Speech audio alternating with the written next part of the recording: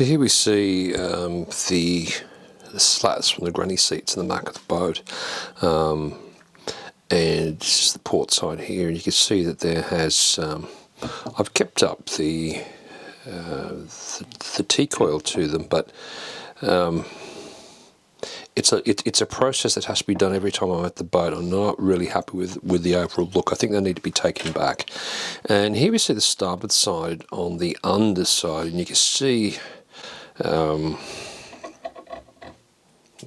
a mould type of thing growing on there.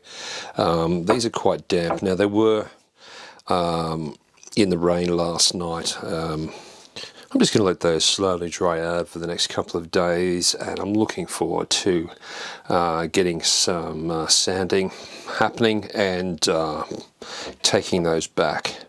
I intend to varnish them. I agonised over this, but I still think that might be the way to go, and overall I think it's going to be less upkeep. Less upkeep as I go on.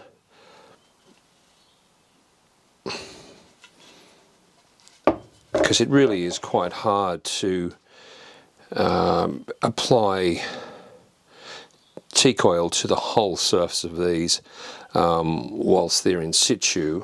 So you get the edges, and you know, it's just because they sit together on the boat.